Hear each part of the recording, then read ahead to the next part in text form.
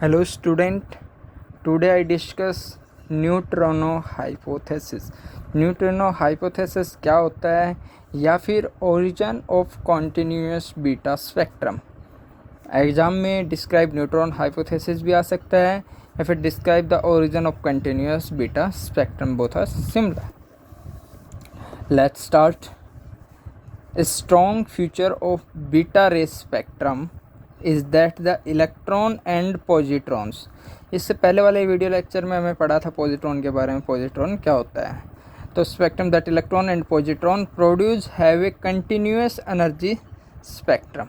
ये हमारे पास एक ग्राफ है, इसके वर्टिकल में तो हमारे पास है नंबर ऑफ इलेक्ट्रॉन प्रेजेंट है, वर्टिकल में नंबर ऑफ इलेक्ट्रॉन है, हॉरिजेंटल में kinetic energy of beta particle है, और ये एनर्जी के स्पेक्ट्रम को शो करता है, energy spectrum of beta DK इसको शो करता है।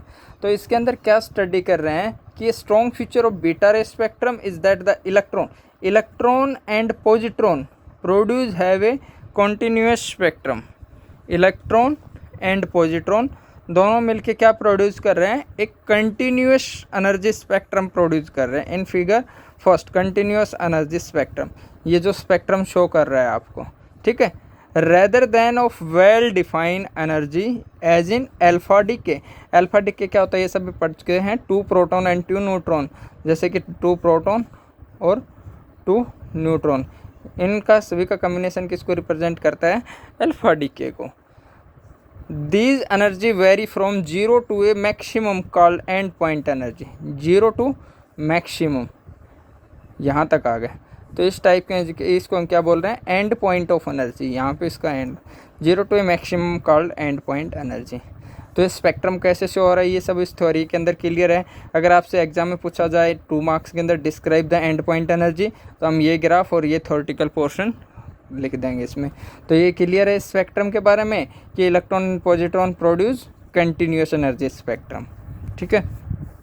उसके बाद में क्या है, the beta particle which are Fermi particle और फर्मियंस।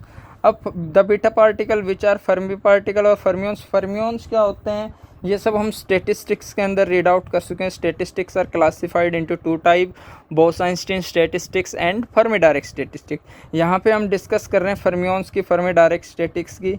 ये सब क्या है, half and odd integral spin, जैसे 1/2 या 3/2 या 5/2 एच कट होता है, जैसे हम फर्मी डायरेक्ट के केस में ये यूज़ करते हैं 1/2, 3/2 या 5/2 एच कट। ये half and odd integral multiple होते हैं, ठीक है। और इनमें जो एटम होता है उनका जो मास नंबर होता है वो क्या होता है, ऑड मास नंबर होता है, ठीक है। इस केस में मास नंबर हमारे पास क्या प्रेजेंट होता है, ऑड मास नंबर होता है, और ये पोलियो एक्सक्लूसिव प्रिंसिपल को ओबे करते हैं, और इनका वेव फंक्शन है वो क्या होता है, एंटी सिमेट्रिक वेव फंक्शन होता है फर्मियंस का। तो क्लियर है, फर्मी डायरेक्ट स्टेटिस्टिक्स है fermions. Which are Fermi particle और fermions have spin half and when they are emitted from the nucleus they should change the nuclear spin by half, but it was found that the nuclei which had an integral spin either remain with the same spin or an integral change in spin was involved in these transition. उसके बाद क्या, further in beta decay law of conservation of energy and momentum, law of conservation of energy या फिर law of conservation momentum seen to be वोलेटेड।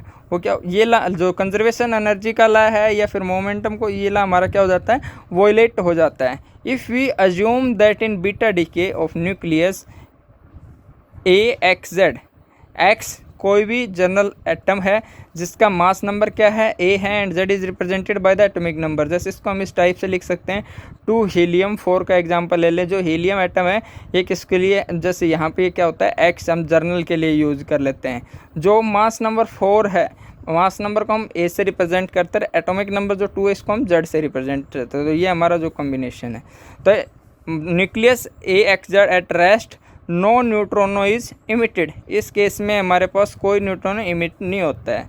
That is this equation, ये हमारे पास है। This then represent a 2 body decay like an alpha body decay. जो alpha decay होता है जिसमें जैसे 2 प्रोटॉन और 2 न्यूट्रॉन प्रेजेंट होते हैं, ठीक है। इसको कंप्लीट को क्या बोलते हैं, अल्फा डीके। तो जो अल्फा डीके होता है ये क्या है, 2 बॉडी डीके, ठीक है। This then represented 2 body decay like an alpha decay. This energy depend only on the masses of the parent and daughter nuclei. The energy, जो ये एनर्जी है अल्फा डीके की एनर्जी जो है या 2 बॉडी डीके है, तो ये जो एनर्जी है किस पे डिपेंड कर रही है, ओनली ऑन द masses, मास पे डिपेंड कर रही है। Mass of the parent MP and mass of the daughter MD। mass of the parent represented by the MP and daughter represented by the MD nuclei and alpha particle. If the beta decay were also a 2 body process, जो beta decay है ये भी क्या है, एक 2 body process है, the electron would then have had a well defined energy. However, experimentally the electron were not found to be monoenergetic. This distribution of energy could not be explained in term of 2 body reaction. जो energy का distribution है इनको हम 2 body reaction के अंदर explain नहीं कर सकते and lead the physics to question the validity of the laws of conservation of energy and momentum. The law of conservation of angular momentum also appear to be violate. जो है हमारा जो conservation law है, conservation of angular momentum का जो law है ये क्या हो रहा है, हमारा वायलेट हो रहा है। Let us consider the beta decay. जो बीटा डीके के बारे में यहाँ पे स्टडी किया था कि ये 2 बॉडी को फॉलो नहीं करता है, यहाँ पे 2 बॉडी को एक्सप्लेन नहीं करता है beta decay. Let us consider the beta decay of the 5 boron 12, atomic number 5, mass number 12, nucleus that is 5 boron 12, that is the 6 carbon 12। यहाँ पे इलेक्ट्रॉन यहाँ पे एक माइनस कर देंगे तो ये दोनों साइड से क्या हो जाएगा, बैलेंस हो जाएगा, क्योंकि मास नंबर 12 इक्वल, बट यहाँ पे एटॉमिक नंबर 5 है, यहाँ पे 6 है, तो ये जो -1 है 6 को दोनों को बैलेंस करके इस साइड भी 5 आ जाएगा और इधर भी हमारे पास 5 रहेगा, तो रिएक्शन ये बैलेंस रहेगी। The spin angular momentum 5 boron 12 या 6 carbon 12 and -1 electron 0 are 1 and 0 and half in unit of H cut. इनके साथ जैसे 1 एच कट या फिर हाफ एच कट रहेगा respectively in reaction second. The total angular momentum of the left hand side is equation first.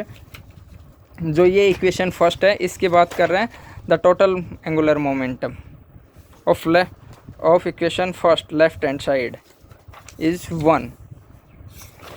Sorry इसमें first equation के लिए नहीं, यहाँ पे इक्वेशन हम सेकंड की बात कर रहे हैं।